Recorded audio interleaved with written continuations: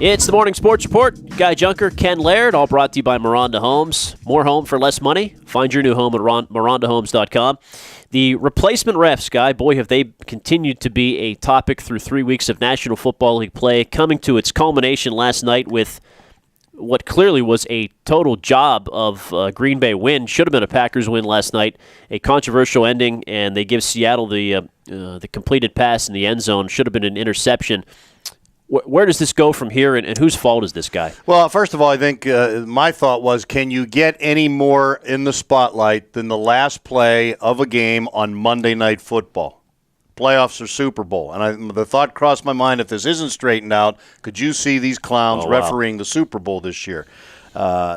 Now, that said, where does it go from here? I mean, does the utmost embarrassment for the league, does Roger Goodell start thinking someone's got to blink first here, either the officials or the league, in terms of this pension issue and everything for the guys who are striking right now? But I believe it can get any worse than that. Now, you see mistakes in every game, and frankly, I think some of the things that have been pointed out have almost been unfair because you see mistakes made by the regular officials. Or if you're a fan of a team, you're going to complain about calls no matter who's officiating. I think people are looking for these guys to screw up right now. Well, they're under a lot of pressure and scrutiny, and because of that, probably in these stadiums, they are likely to call more for the home team just based on natural instinct. Even in the Steelers game, I wondered that in Oakland, Guy. There were so many more calls on Pittsburgh than there were on Oakland. Anytime there's that disparity, you just wonder. And, when you've got the home crowd getting on you, now that may or may not have been the case in the Pittsburgh game, but something like this, when you are in the end zone there and you've got the quote-unquote 12th man and all these Seahawks fans, is that what drove number 26 to blow, to raise the hands in touchdown celebration? I mean, I can see, and it happens, we looked at it 20 times and we're looking at it in slow-mo. First of all, there's a blatant offensive pass interference play in the end zone that doesn't get called. Right. Call that and you don't even have to just make the decision right on the other play.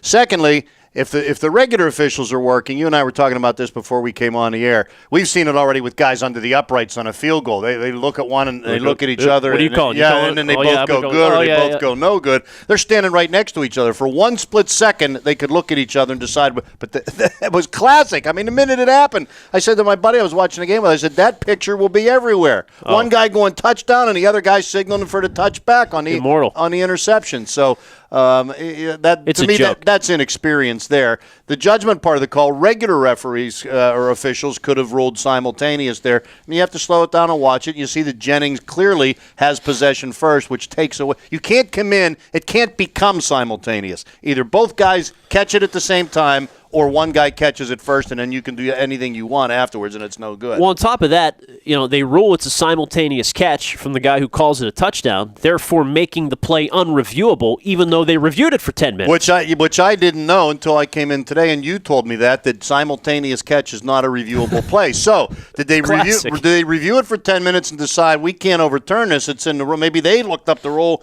Well, maybe that's what took so long. They looked up and said this isn't reviewable, because simultaneous catch is not a reviewable play.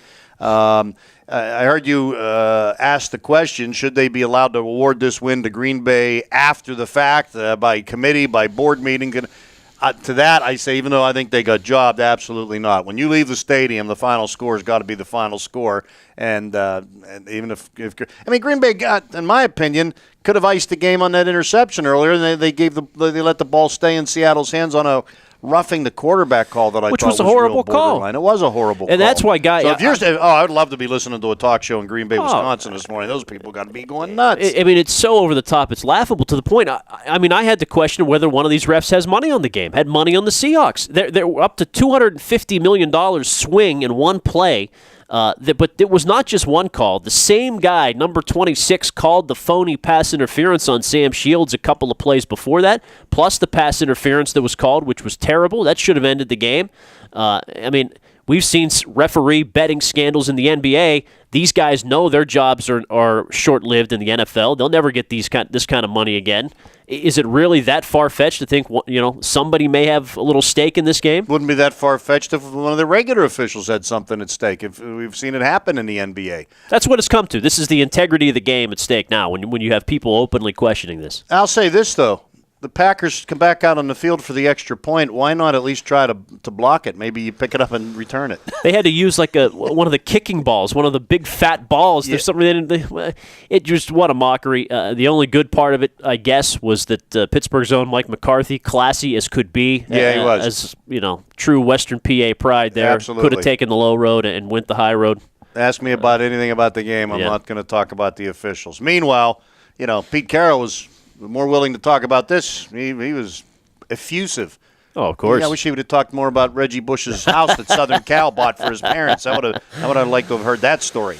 Well, good week to be on a bye. More likely when the Steelers get back to work in 2 weeks, regular referees will be there. Do you think?